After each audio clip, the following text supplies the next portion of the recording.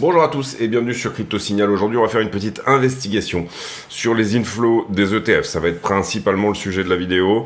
On va aussi aller voir bien évidemment d'autres choses, mais ça va être principalement l'idée. Est-ce que vraiment les ETF sont acceptés? Est-ce qu'ils sont adoptés?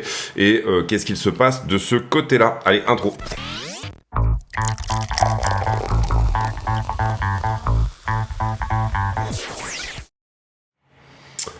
Alors, Bitcoin face au dollar en daily. Et d'abord, j'en profite pour vous dire que tous les bénéfices de la chaîne sont reversés à Mécénat Chirurgie Cardiaque. Cette année, on a versé 12 000 euros et on a permis l'opération d'un enfant qui s'est très bien passé. Pour le moment, je peux pas vraiment vous donner les photos, etc., toutes ces choses-là.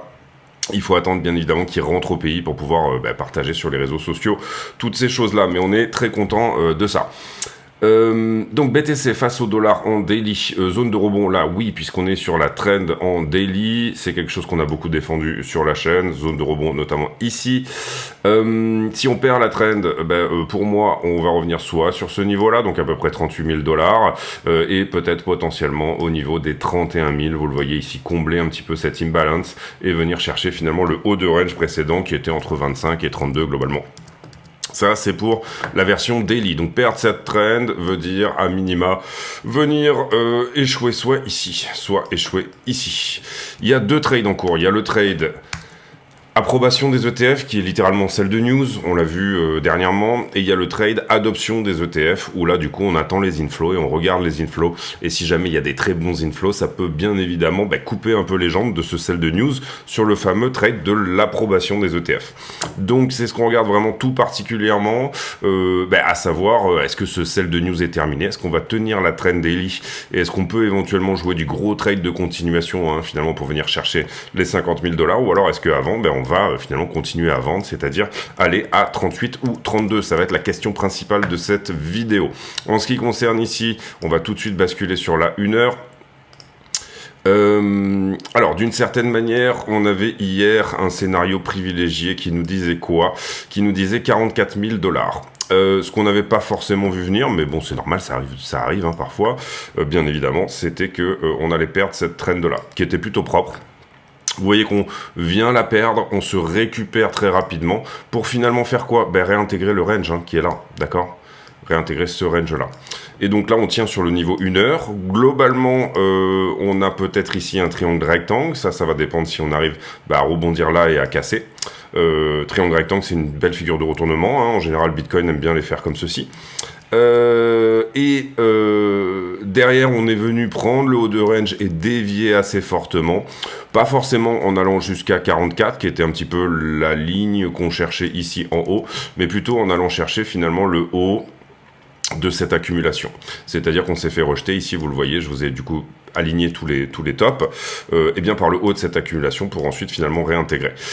On réintègre le niveau 1 heure ici, c'est-à-dire qu'il n'est pas cassé, vous le voyez en time frame 1 heure, et bien on n'a pas hard closé ce niveau. Hard closé, ça veut dire ouvrir et fermer une bougie au-dessus de ce niveau.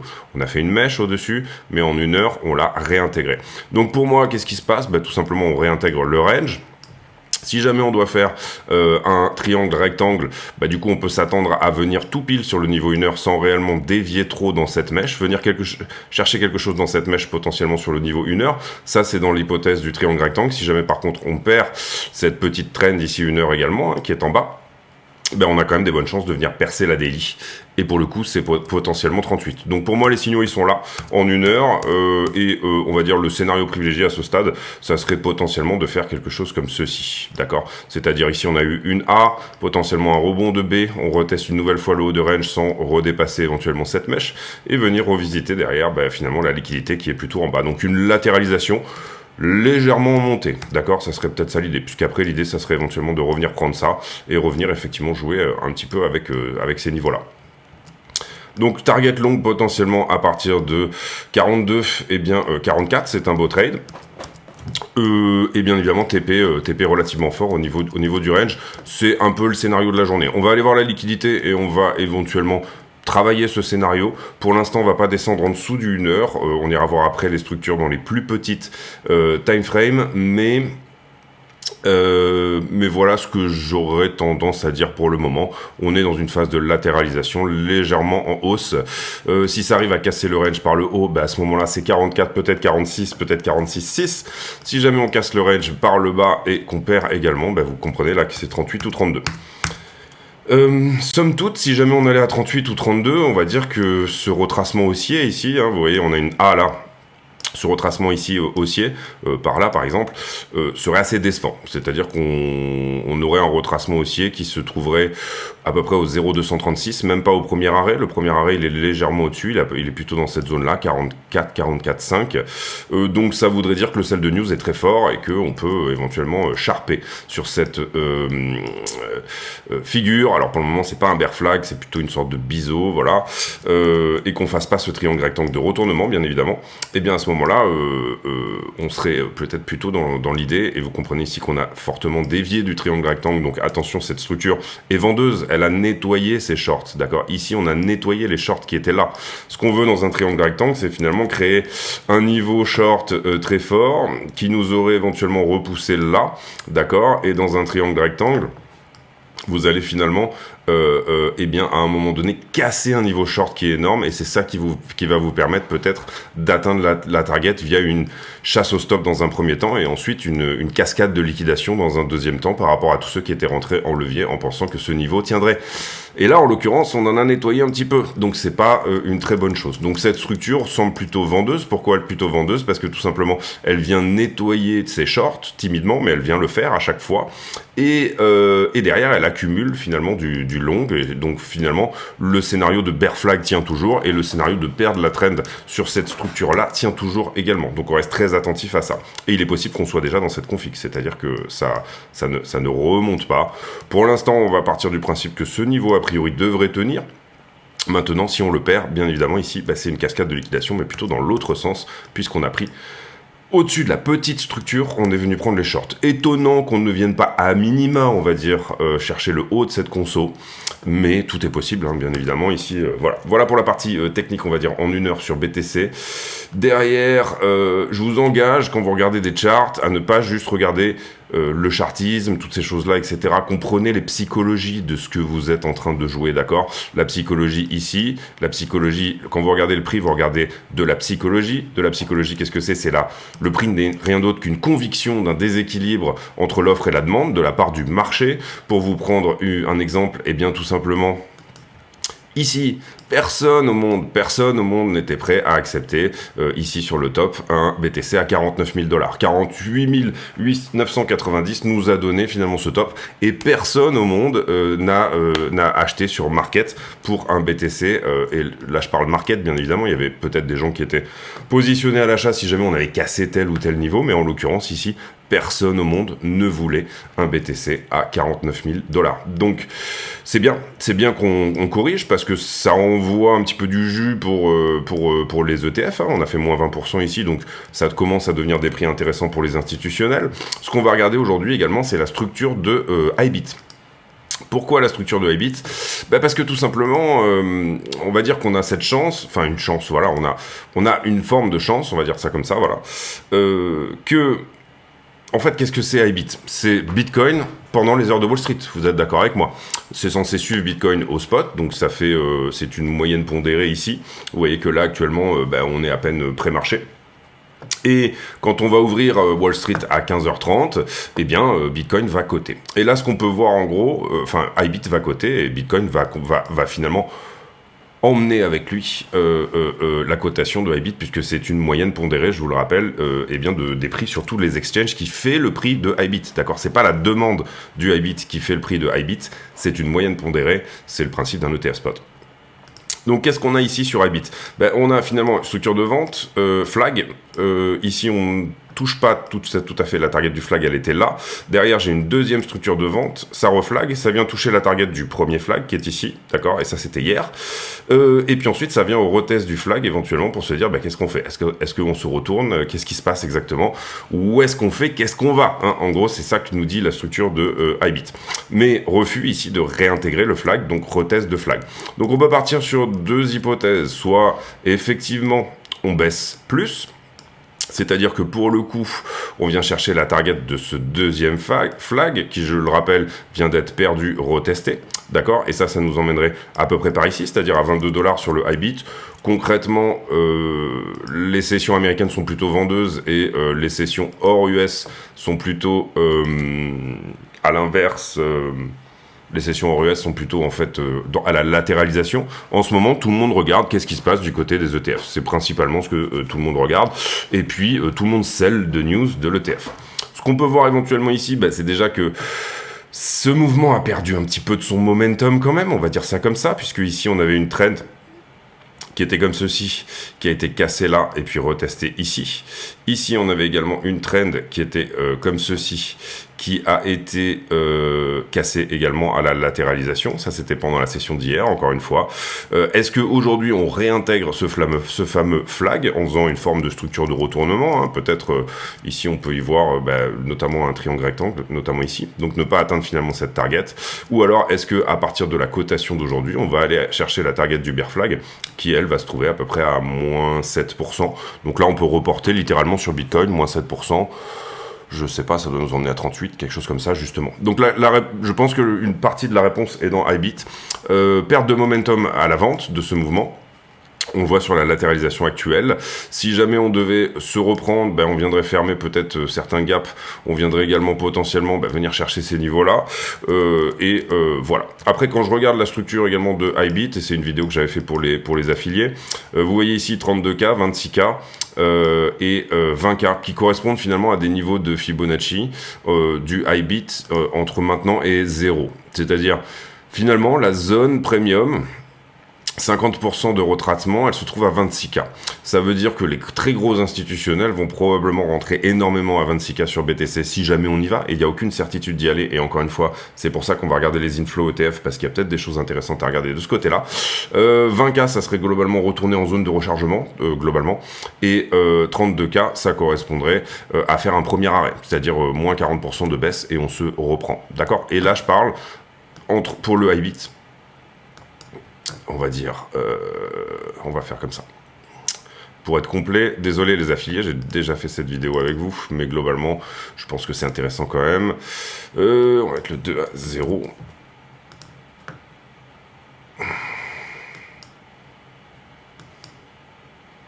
Et on va se mettre en linéaire, puisque ça cote depuis quelques jours.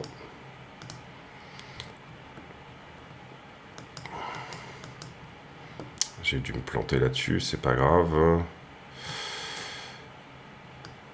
Si ça colle à peu près, si c'est ça, 30,05, voilà. Voilà, zone premium à 26 000. Zone premier arrêt à 32K.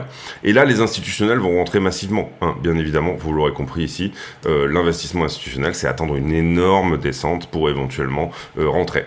Maintenant, mettre le point à 0... bien évidemment, Bitcoin a une certaine valeur, donc c'est un peu complexe de faire comme ça, mais je trouvais que tous les Fibos s'alignaient super bien avec finalement des niveaux techniques dont on parle déjà depuis un moment. 12K, 20K, 26K, 32K, ok. Ici, finalement, je pense qu'ici, on est autour de 38K. Si jamais on rebondit sur le 0,236, 25% de baisse, ça doit faire à peu près ça. Donc voilà, il faut bien comprendre tout ça. Maintenant, je dis pas qu'on va à 12K, je dis pas que, etc. Je dis que en cas de non-approbation totale des ETF et de flop un petit peu, on va laisser le Fibo comme ça on l'aura, et que la structure de IBIT est quand même plutôt vendeuse. Voilà, c'est ça que je regarde. Pendant les cotations de Wall Street, Bitcoin est plutôt baissier sur les derniers jours puisque ça vend la news. Maintenant, on va regarder vraiment attentivement les inflows. On va d'abord aller faire un tour sur Ether BTC qui nous latéralise un petit peu là en ce moment. On va dire qu'il a perdu un petit peu là-dedans. Il est en forme de latéralisation entre 0,60 et 0,58. C'est pas une latéralisation dégueulasse, on va dire. Là où on peut trouver ça bien, c'est qu'il semble avoir cassé la grosse distribution dans laquelle il était depuis désormais 1 an. D'accord ? Ça, c'est bien. C'est-à-dire, pour le moment, il est à peu près dans ce retest-là. On peut imaginer qu'il enfonce un petit peu plus, parce qu'il a été très sharp là, hein, sur son retracement, mais pas forcément. C'est-à-dire que si là, il nous donne effectivement un flag et une continuation, ça peut être extrêmement bull pour la partie Ethereum. Bien évidemment, Ether, ça va dépendre de ce que nous dit Bitcoin, mais en gros, on a quand même une info là qui est de dire, il a cassé cette distri, et s'il ne la réintègre pas rapidement, à ce moment-là, on peut imaginer qu'il va continuer sa course vers le haut, à voir. Encore une fois, hein, un retracement est tout à fait possible. L'Ether dominance qui se reprend également très bien. Et sur Ether contre le dollar, on a un Ether qui est... Je trouve que la structure est pas trop dégueulasse non plus. D'accord? C'est-à-dire, on va le prendre ici. Potentiellement, soit, pareil, flag, continuation. Là, on vient en retest et continuation. On n'a pas retesté ça. Donc attention, ça peut aussi, le flag peut être plus gros et ça peut descendre plus bas. Par ici par exemple, je trouve que là ça serait vraiment une très belle structure. Pourquoi? Parce qu'on vient retester la vallée précédente qui a créé finalement ce pic, donc du coup on vient valider quelque part, donc venir à 2426 et venir valider une continuation serait très bien, hein, un petit peu comme un escalier, d'accord, on fait ça, et puis on fait ça, et puis on fait ça, et ainsi de suite. Ça c'est très propre pour le coup, c'est ce que nous donne pas réellement Bitcoin. Ici vous le voyez par contre, Ether avait très bien revalidé sa marche à ce niveau là, il l'avait plutôt pas trop mal revalidé également ici. Enfin vous voyez en gros l'escalier sur Ether qui est plutôt propre et qui se crée sur le long de cette trend. Globalement la trend daily de Bitcoin que je vous ai montré en rouge tout à l'heure, en fait ça finalement c'est 32 000 $ pour Bitcoin et ça c'est 38 000 $ pour Bitcoin. Donc si jamais... On peut imaginer quand même que Ether va suivre. Si jamais Bitcoin allait à 38, je pense qu'on pourrait targeter 2110 sur Ether, que ça restera à peu près dans le même ratio, on va dire ça comme ça. Mais ça a déjà été retesté. Alors que sur Bitcoin, on a une imbalance ici et ça ne l'a pas été. D'accord? Donc tout à fait possible qu'Ether continue en fait, comme ça. Et que même si Bitcoin aille à 38, Ether ne fasse une correction que à 2004. Ok? Ça, c'est des choses qui sont très possibles, ou en tout cas qu'on peut éventuellement pressentir sur la chart. En ce moment, Ether s'apprécie plutôt par rapport à Bitcoin, même si on était dans une baisse, et bien finalement, il se pourrait que Ether se déprécie moins. Ensuite, ici, trend perdu, là, ici, plus ou moins regagné là-dedans. Pour le moment, on tergiverse. J'ai l'impression qu'on est plutôt en dessous qu'en dessus. Attention, c'est plutôt vendeur aussi également là-dedans. C'est-à-dire qu'on peut imaginer, du coup, d'aller faire une C, à peu près sur les niveaux que je vous avais dit là. On a un très beau support ici. Donc là, on parle de toutes les alts contre BTC. Toutes les alts en excluant Ethereum et la stablecoin dominance, bien évidemment. Ça, c'est plutôt vendeur. Donc la structure, excusez-moi, j'en ai fait un de trop. On était là-dessus. La structure est plutôt vendeuse, donc attention, je ne donnerai pas une alt season pour là tout de suite. Je sais pas pourquoi il a du mal là. Je pense que ça va dépendre de la direction de BTC. Excusez-moi, il a un petit souci là, notre ami. Notre ami Jean-Charles McIntosh. Ok.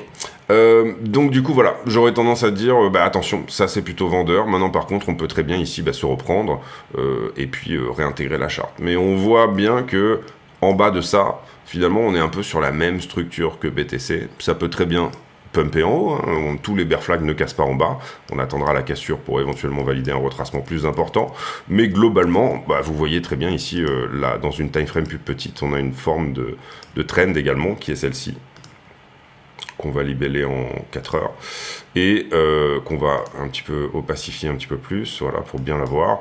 Et voilà, on perd ça, globalement on va plus bas, on tient ça, on peut aller plus haut. Si on perd ça, on viendra probablement visiter à minima le bas, et peut-être effectivement ce point là, la zone où j'avais dit que c'était peut-être la fin de correction des alts contre Bitcoin. Si Bitcoin dévisse à 32, on peut imaginer que les alts vont dévisser plus, quand même, je veux dire, c'est assez possible. Là où on a quand même un Ether qui peut peut-être un peu moins corriger, le reste des alts est quand même vachement plus risqué, donc vachement plus corrélé à ce que va nous dire Bitcoin. On voit également la possibilité d'un triangle rectangle ici, vous le voyez avec ce niveau 4 heures qui est là, d'accord, vous le voyez, il est là, niveau 4 heures ici, d'accord, qu'on avait mis hier, et voilà, la possibilité d'un retournement aussi. Pour le moment, on n'a pas vraiment de certitude, encore une fois, sur cette structure. Si c'est un rebond, la target de ce triangle, en fait, finalement, vous allez le comprendre assez vite, je vais vous expliquer assez vite l'histoire. Triangle rectangle, on retourne au plus haut, ici. appréciation sur les alts, etc.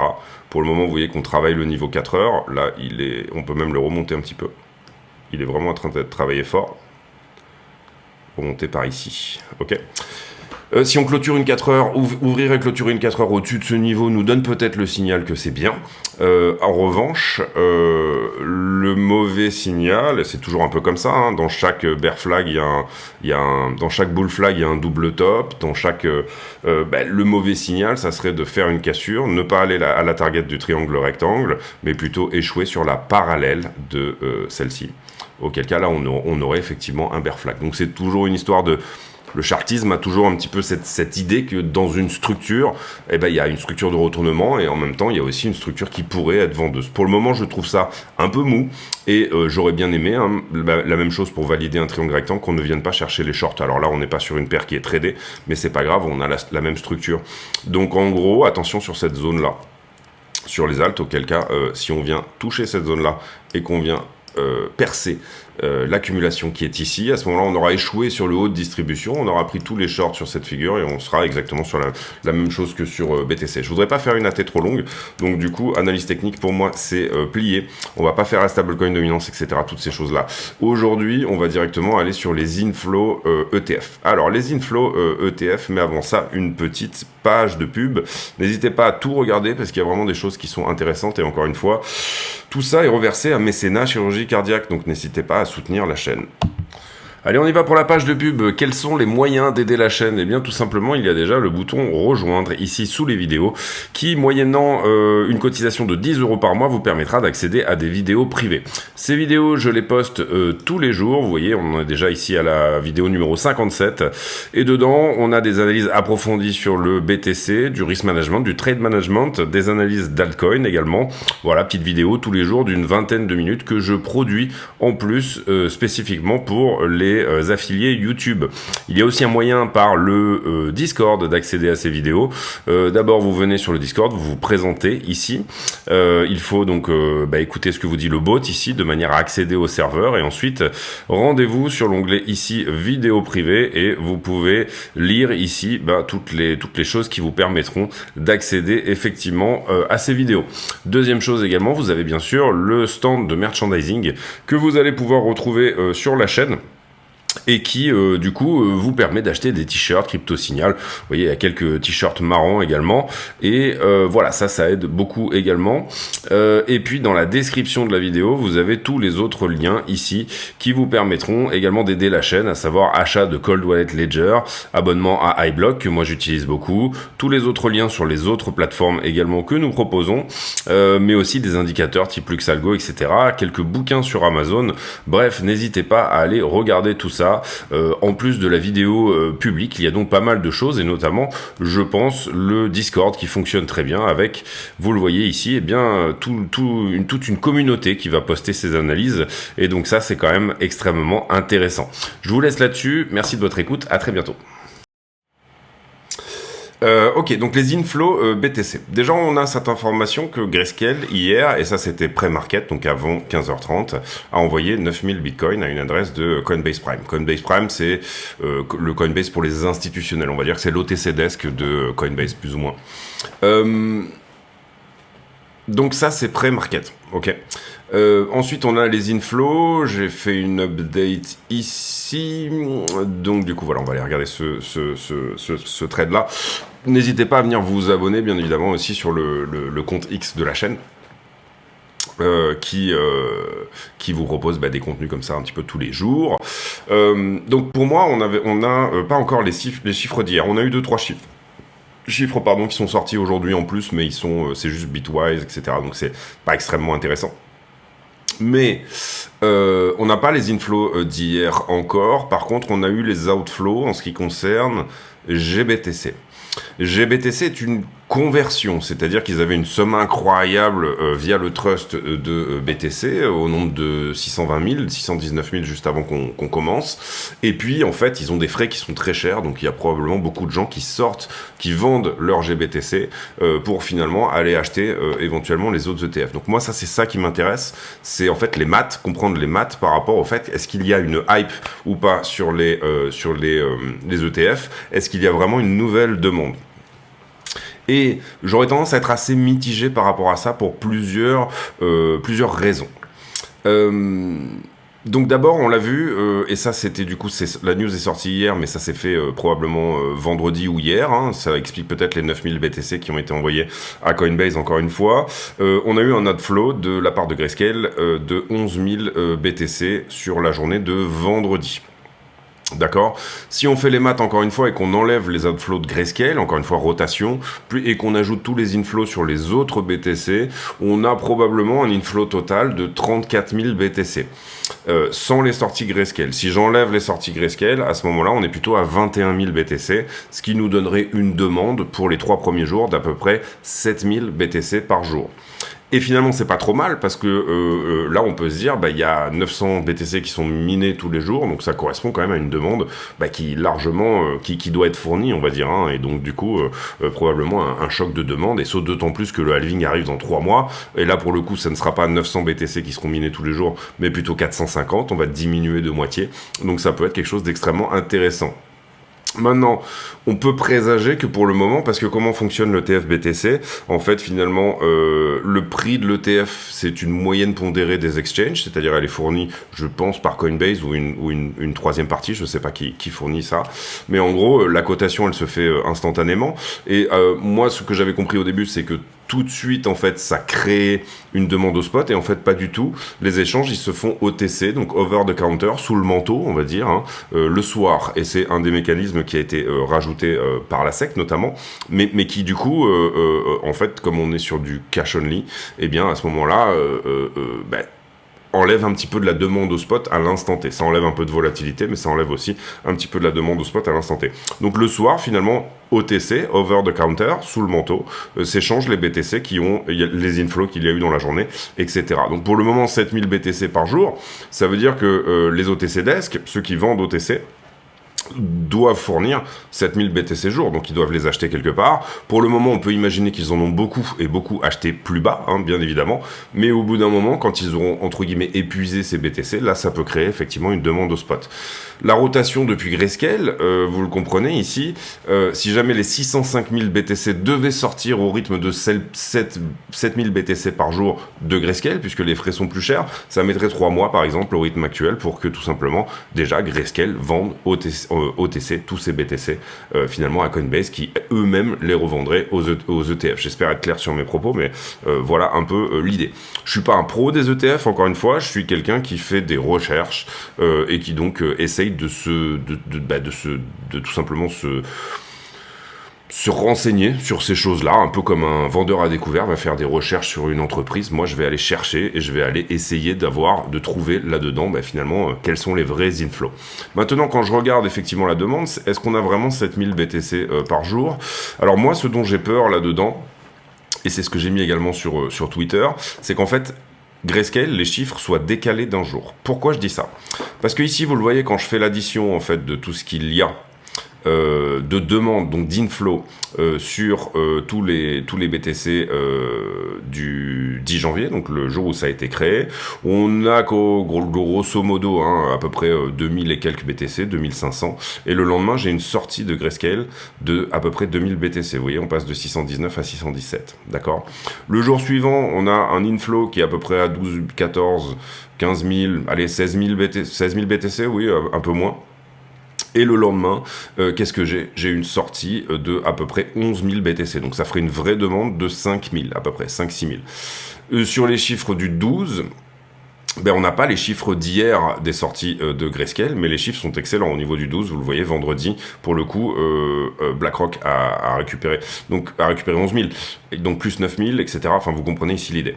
Globalement, d'une manière générale, si jamais aujourd'hui on voit un outflow sur Grayscale qui correspond à peu près à l'inflow, là vous comprenez qu'il y en a moins, hein, on a 6000 BTC d'inflow, de réel inflow, on va appeler ça comme ça, le real inflow, si on devait inventer un terme.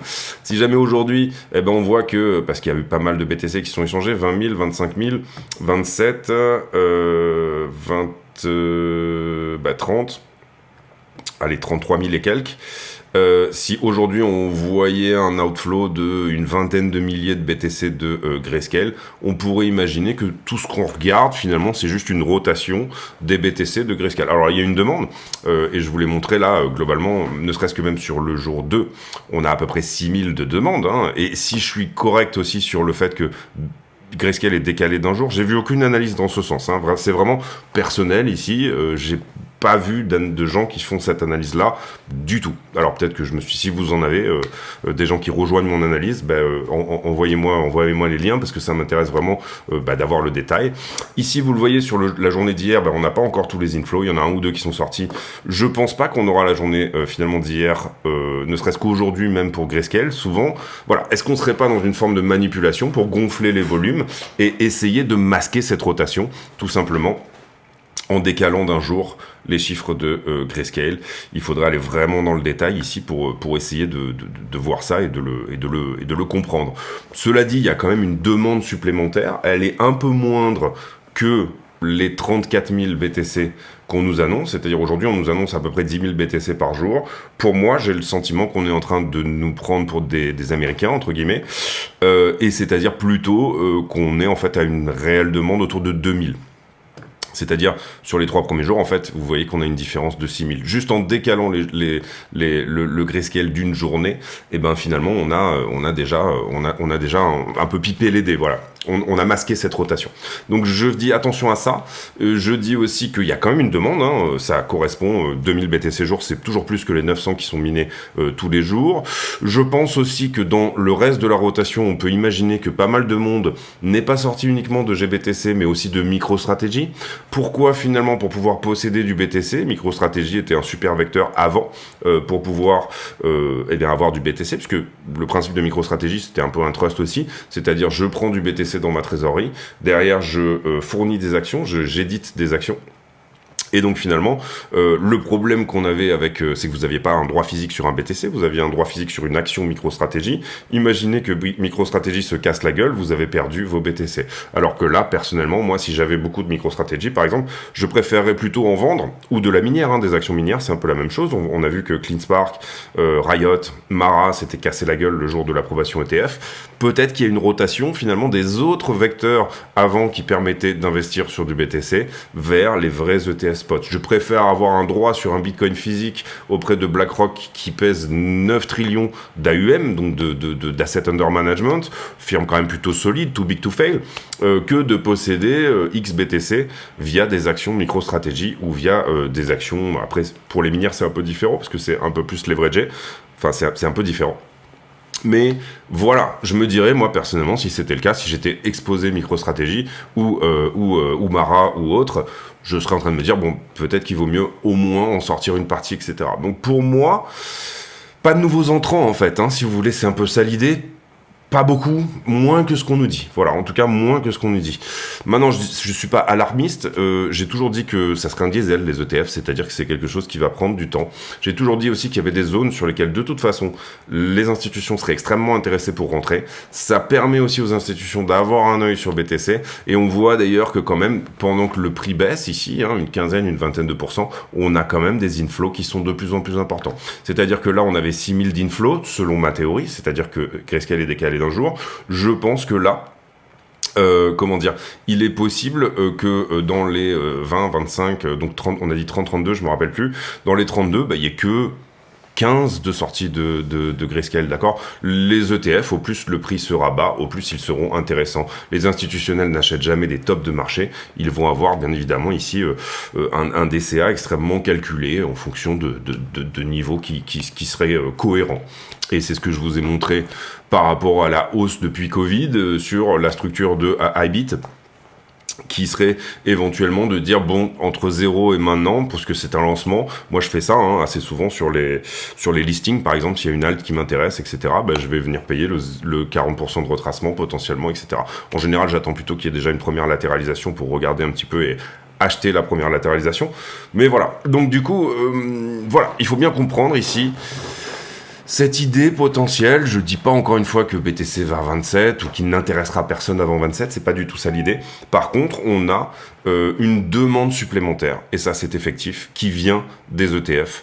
et potentiellement ce n'est pas des gens qui vont acheter sur Coinbase, garder leurs clés, faire leur self-custodial, etc. C'est pas l'idée, un institutionnel ne va pas faire ça.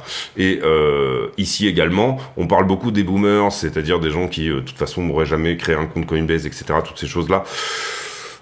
Si vous avez des centaines de millions d'euros et peut-être plus, et que, on va dire, vous avez par exemple vos comptes, c'est JP Morgan, et que JP Morgan vous fait rencontrer un mec de BlackRock qui lui vous dit moi je pense que là l'ETF c'est une bonne option pour vous, vous n'avez pas diversifié votre portefeuille avec du BTC, et bien à ce moment-là ça peut être extrêmement intéressant.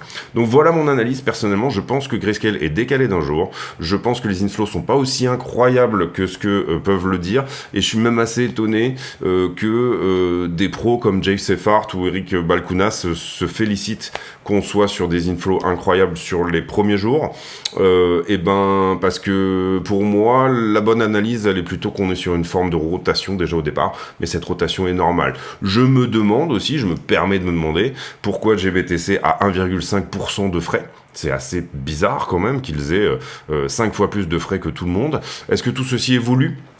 Est-ce que finalement il n'y a pas eu un deal entre Barry Silbert de Digital Currency Group, et bien Larry Fink de BlackRock et Gensler pour dire bon, t'es 620 000 BTC, t'es gentil, mais tu vas les vendre au TC, tu vas les vendre à un prix correct par rapport à ce à quoi ils ont été achetés.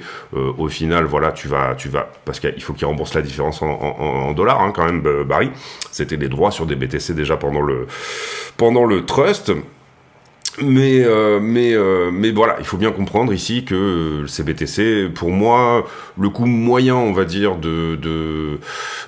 d'achat des BTC de Grayscale, il est plutôt autour de 18 000 $ que le prix actuel, d'accord ? Donc, il y a eu des remboursements de différence à faire en dollars aux gens qui avaient des droits effectivement sur le GBTC. Maintenant, tous ceux qui sont sortis quand le discount était à moins 40, ça a été du bonus, je pense, pour Grayscale. Donc voilà, à voir. Est-ce que Grayscale n'est pas en train de devenir le plus gros OTC Desk, finalement, du moment ? Via ce mode-là, je ne sais pas si vous me suivez, si vous me comprenez, mais c'est tout un cheminement, moi, intellectuel que j'aime bien avoir un peu avant tout le monde et que je retrouve nulle part, donc du coup je me permets de vous en faire part. Je suis peut-être complètement à côté de la plaque, c'est possible. Je pense que la vraie demande sur le spot, elle aura lieu plus tard, tout simplement parce que pour l'instant tous ces deals ils se font OTC, donc plus tard, quand il n'y aura plus d'OTC, quand tout aura été mangé, ou quand les OTC auront finalement... tout ça va créer un peu de vol, quoi. Voilà, je pense déjà, parce que les OTC Desk aussi, c'est pas juste être un OTC Desk, c'est pas juste acheter du BTC quand il est pas cher et le revendre quand il est cher sous le manteau. Souvent les OTC Desk sont aussi des market makers, c'est-à-dire qu'ils vont probablement venir chercher des liquidations en BTC margin, donc sur des gens qui trade, mais avec du BTC margin, c'est-à-dire si je perds du BTC, du vrai BTC, même si on joue du contrat, même si on est sur des dérivés sur lesquels on joue du contrat, comme mon collatéral est en BTC margin, à ce moment-là, je le sors en BTC margin, ou alors même en dollars, c'est-à-dire tout simplement, gagner du dollar, acheter avec Donc je pense qu'en termes de on n'est pas sorti d'un marché de liquidité et de liquidation. Et ça me fait une formidable transition vers les liquidités et les liquidations. Mais avant ça, on va quand même terminer les news. Pas grand-chose ici, je trouve. On va passer assez rapidement. Hein. Pareil, en ce moment, désolé, mais ici, on harmonise le secteur des PSAN, visiblement au niveau de la Banque Centrale Européenne. Un petit peu de développement sur Ethereum. Bitcoin qui voit sa toute première Golden Cross, oui, c'est la toute première fois. Je pense que c'est de la weekly. Simple Move, ouais, c'est de la SMA en weekly, c'est-à-dire la 200 semaines et la 50 semaines sont en train de se croiser. Bon, il faut comprendre que la 200 semaines, elle existe depuis 4 ans. Donc un tout premier Golden Cross, c'est bien, c'est une très bonne chose. Ça veut dire que finalement les moyennes se croisent. Maintenant, 4 ans, sur 13 ans d'existence, c'est à peu près normal que ça se passe que maintenant, entre guillemets. C'est pas le Golden Cross du siècle non plus.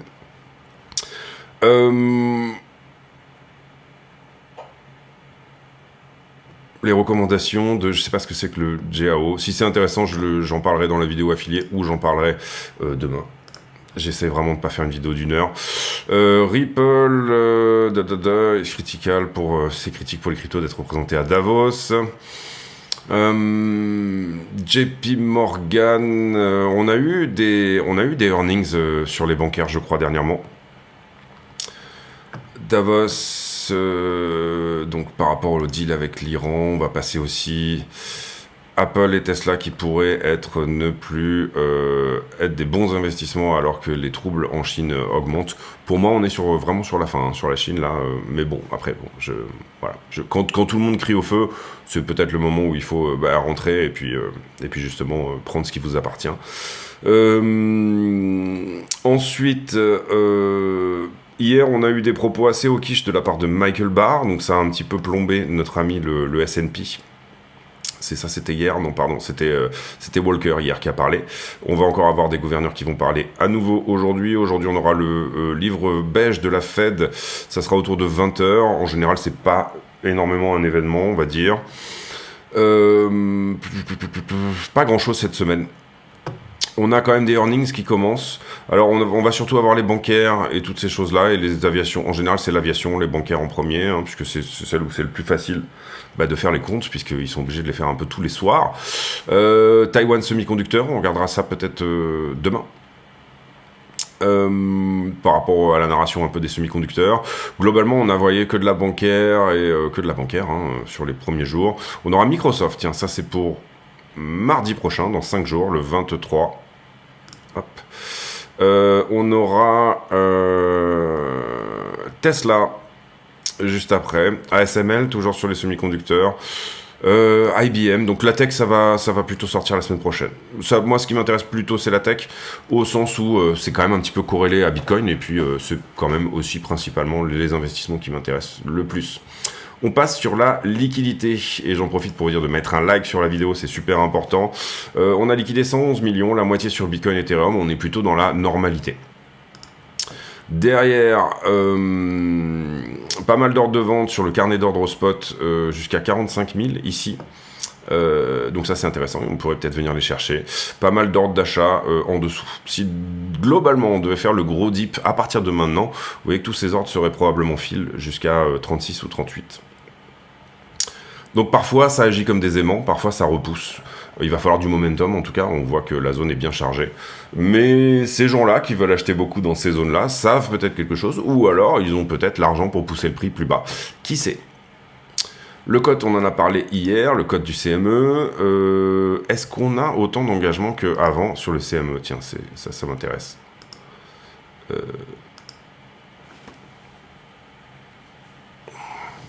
Ou est-ce que Binance va pour repasser devant ?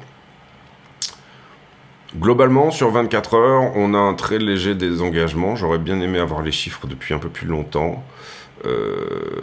Open Interest, on va prendre CME. Ouais, on a un désengagement quand même depuis le 12 janvier. C'est ça ? Ouais, c'est ça. Depuis le 12 janvier, petit désengagement du CME. Donc les institutionnels, vous le voyez, il y avait ce trade effectivement ETF qui sont probablement en train d'en sortir. En tout cas sur les futurs. 12 janvier, exactement. On a pas mal de sorties finalement sur la journée d'hier. CME qui a été assez vendeur sur la journée d'hier.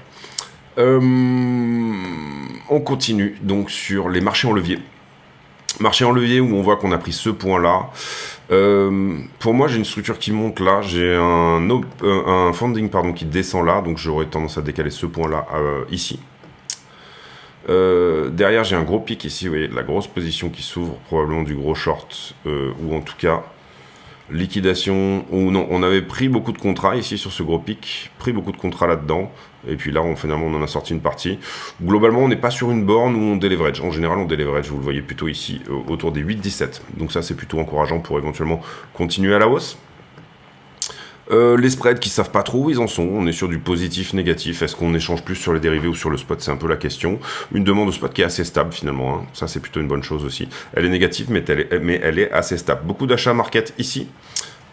Quand on s'est remis, donc ça veut dire que cette zone-là a été plutôt bien défendue. Je parle de ici. Ça irait plutôt dans le sens de tenir la trend. Je parle bien évidemment de celle-ci. Le fait qu'on a défendu dans la mèche, dans la première mèche ici, on va peut-être la mettre comme ça. Le fait qu'on a défendu dans cette mèche pourrait vouloir nous dire, ben, on va tenir cette mèche va être défendue à nouveau. Cette mèche était déjà une mèche de défense qui elle-même venait défendre celle-là, et celle-ci était également une mèche de défense qui venait défendre celle-ci. Par contre, si tous ces longs qui ont très bien défendu ici sur la zone, et on va le voir sur les bulles de liquidité, eh bien, en viennent à ne plus arriver à défendre, s'ils ont plus le pognon, si c'est du retail et qu'ils sont, gorge serrée en train d'attendre et de se dire je ne vais pas défendre plus bas, ce qui est le propre d'une liquidation de gros portefeuille, c'est de venir défendre cette liquidation plus bas, d'amonceler un maximum de contrats en lissant son prix vers le bas, d'avoir un max de contrats dans un sens, et c'est pour ça qu'on vient chasser vos stops, et c'est pour ça qu'on vient prendre vos liquidations. Ça veut pas dire, attention, je suis pas en train de vous dire défendez à tout prix vos positions, je suis en train de vous dire faites en fonction, voilà. Eh bien, à ce moment-là, eh bien, on peut avoir une cascade de liquidation qui engendre énormément de contrats dans un sens et qui engendre un retournement dans l'autre sens avec de l'achat market qui peut être conséquent. Je vais vous expliquer un petit peu tout ça plutôt quand on verra la heatmap. Globalement, on le voit là, hein, ce qui est à prendre en dessous, et on voit que c'est globalement juste en dessous des 41,7. Il y a eu pas mal de longues finalement sur ce retracement-là. Donc quelque part ici, on a peut-être également un niveau qui pourrait soit être revisité, soit être redéfendu, hein, c'est ce que je vous expliquais à l'instant. Sur Ether, et désolé c'est une vidéo assez longue, mais bon je pense qu'il y a pas mal de choses dedans. Sur Ether, on est à peu près au même endroit, où il y a des choses à prendre au-dessus, des choses à prendre en dessous, en tout cas dans la petite structure. Ici on voit que ça commence à shorter, donc j'opterais bien pour un retracement. Ici on voit minimum peut-être 43. 43 ça pourrait être un endroit aussi où on se retourne. Et moi ce qui m'intéresse beaucoup c'est la heatmap. On va prendre ici la 7 jours. Alors la 7 jours, qu'est-ce qui s'est passé hier? On n'est pas allé... pardon, c'est Ethereum ça. Pourquoi c'est Ethereum? Je suis trompé. Alors on est sur la 12 heures là, excusez-moi, sur BTC. Hier, on a commencé à tâter un peu de la 12 heures en haut, et puis finalement, on n'est pas allé chercher, on va dire, les niveaux des 44.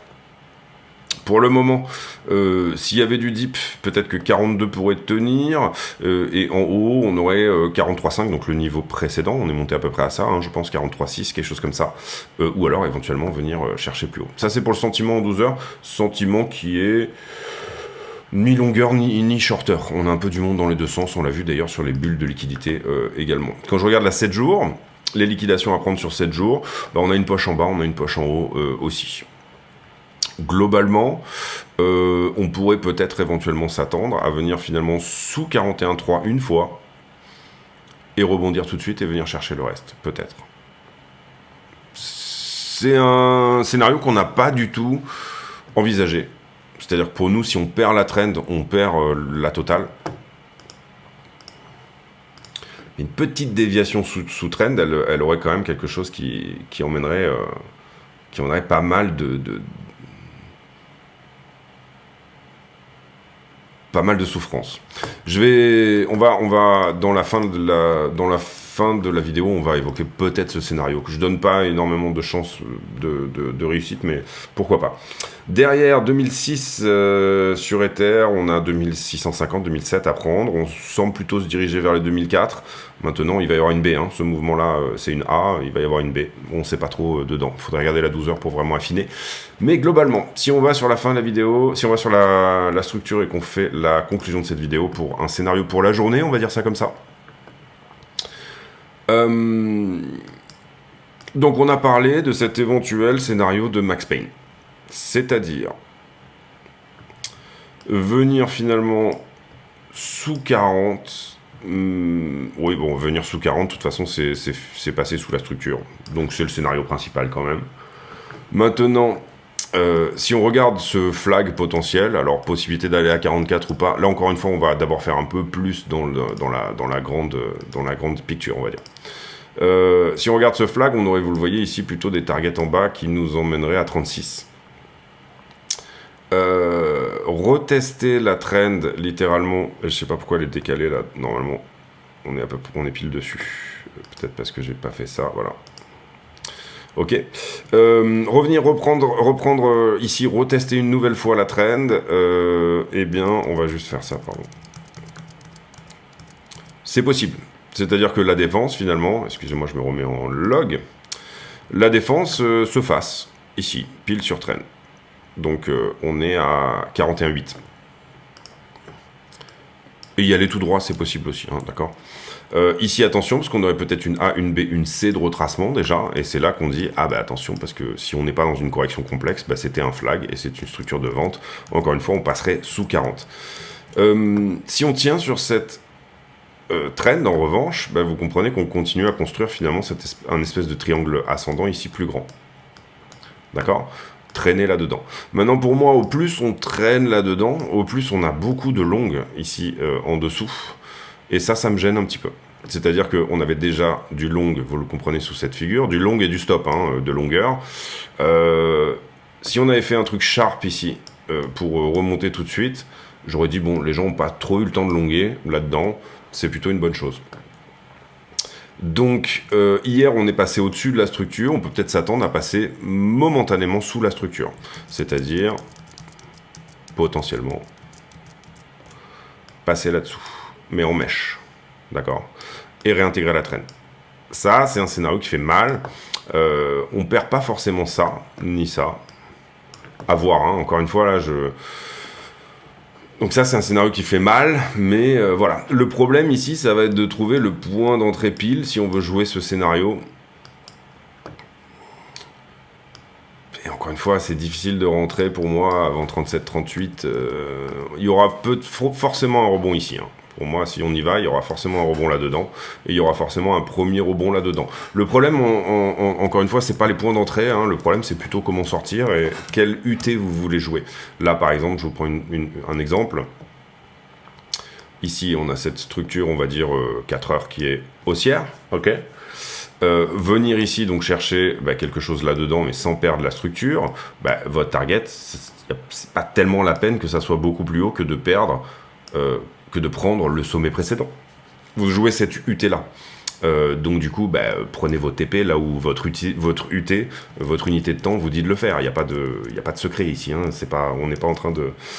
donc, entre guillemets, là, par exemple, si vous avez un point d'entrée ici, vous avez plutôt un point d'entrée dans la structure daily. Je pense qu'on est d'accord sur cette idée. Truc daily qui est comme ça. Donc là, vous avez le droit, effectivement, essayer d'aller chercher ça. On est d'accord là-dessus. Donc, c'est l'histoire du T, en fait. Et je dis pas qu'on va rebondir nécessairement avant ça et aller chercher ça, d'accord, hein. Je dis juste que le trade doit correspondre à l'UT qu'il vient chercher, tout simplement. Venir prendre quelque chose ici pour aller chercher tout en haut, c'est déjà beaucoup plus hasardeux, d'accord? Parce que vous n'êtes pas à l'abri qu'on fasse ça. Ok. Donc, une continuation de la 4 heures, mais finalement, une perte de la DI. Ok. Donc voilà comment je vois les choses un petit peu. Scénario privilégié. On va revenir ici. Tac. On va aller sur le 5 minutes directement. Pour le moment, sauf si ça c'était une B, auquel cas elle était vraiment pareil. On est vraiment dans un sell de news total. C'est-à-dire votre B elle était là. D'accord. Donc, d'accord, votre B de retracement. Là où je disais, ça attendra une B qui viendra chercher quelque part par là quand même. Donc si ça c'était une B, le scénario c'est venir chercher pour moi déjà à minima le point du bas et quelque chose là-dedans. Je pense que derrière il y aura de toute façon une réaction. La question de la réaction maintenant c'est est-ce qu'elle se fait ici sur la trend daily une nouvelle fois. D'accord. Auquel cas on aura pris la liquidité là-dessous mais pas vraiment là-dessous. Ça c'est une première question. Donc ici, je pense que c'est 41,8, hein, quelque chose comme ça. Ou alors, est-ce qu'elle se fait avant? On a un niveau 4 heures ici.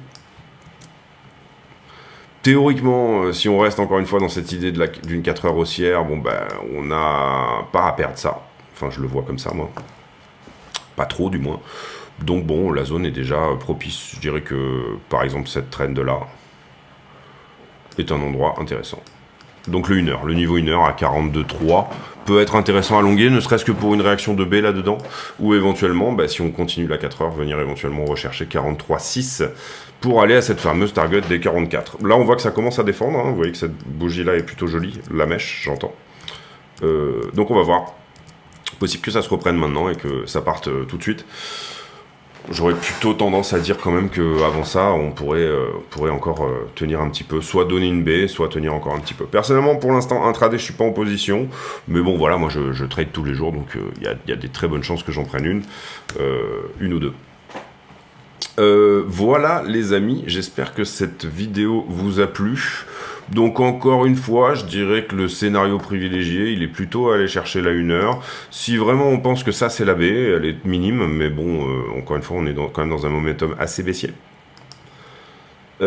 Si ça c'était une baie, bah, à ce moment-là, ça serait plutôt revisite de la trend daily, c'est-à-dire ne pas tenir ce 1 heure, venir mécher, prendre la trend daily. Et voilà, là, évaluer la réaction. Il y aura peut-être... Voilà, donc du coup, ça nous donnerait quand même ce scénario un peu de semi-Max Payne, on va dire. Si, encore une fois, ça, c'est le point où c'est relativement dégueulasse. Enfin, voilà, où il y a très peu de corrections. C'est-à-dire, à partir de là, moi, j'aurais tendance à regarder tout simplement cette trend-là. Si cette trend-là, on va dire, ne casse pas... Pardon... Et c'est... Ouais, on va la mettre en 5 minutes, mais voilà. J'aurais tendance à regarder ça. Si cette trend-là ne casse pas et qu'on continue à vendre ici, l'idée, ça serait peut-être plutôt de venir échouer sur 41,8. Donc prendre la liquidité qui se trouve là, là, et pour l'instant, toute la liquidité qui était là. Donc ce point de rebond, entre guillemets, était quelque chose de peut-être juste un peu foireux.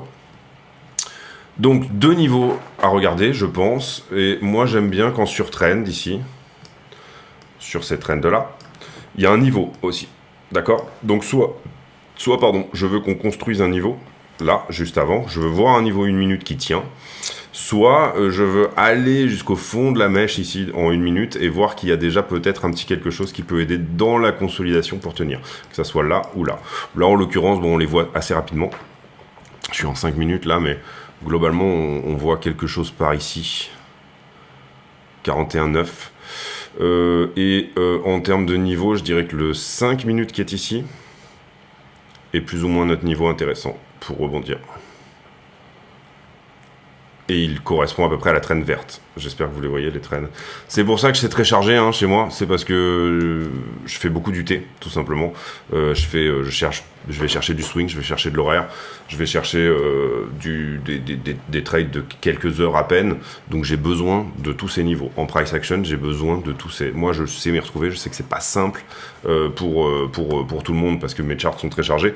Mais c'est comme ça, c'est mon outil de travail. Et si ça vous plaît pas, je vous conseille d'aller voir d'autres chaînes. Eh bien, je vous laisse là-dessus, vidéo de 55 minutes, et j'en suis partiellement désolé, on va dire. On se retrouve demain pour une nouvelle vidéo. J'ai pour habitude de poser une question à la con en fin de vidéo. Et allez, on va aller sur les boissons sucrées. Personnellement, moi j'en ai une que j'aime bien, c'est celle-ci, Liptonic. Plutôt boisson sucrée pétillante ou plutôt boisson sucrée flat. Si vous buvez des boissons sucrées, ce qui est mal, mais personnellement moi j'en bois très peu, j'en bois peut-être un par semaine. Je vous laisse là-dessus, surveillez bien un peu les trends, tout ce qu'on a dit un petit peu, les niveaux également. Voilà, pour moi, best guess c'est qu'on tienne le 5 minutes, maintenant qu'on a regardé un petit peu. D'abord, qui a une réaction là-dessus? Peut-être notre fameuse B. Et après, est-ce qu'on va revenir visiter ou pas je demande le développement un petit peu pour voir, pour le coup, est-ce qu'on viendrait vraiment revisiter la totalité finalement de la daily. On peut nettoyer un peu, puisque je m'autocritique du fait d'avoir beaucoup de choses sur mon graphe, mais il y a des choses ici largement qui sont perdues. Voilà, et ça aussi, c'est perdu. Celle-ci aussi. Vous voyez que c'est très... Ah oui, aussi, également... Moi, j'aime bien aussi ce genre d'indécision-là.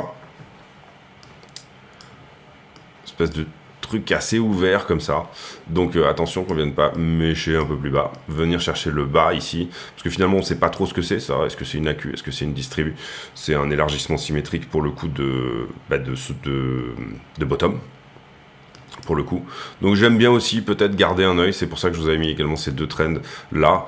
Sur ce genre d'hypothèse, même si elle a assez peu de chances d'arriver, finalement ça collerait peut-être plutôt pas mal. Voilà, venir dévier un petit peu ici à 41,6. On est dans la mèche qui est là, qui était quand même celle qui avait provoqué une super défense.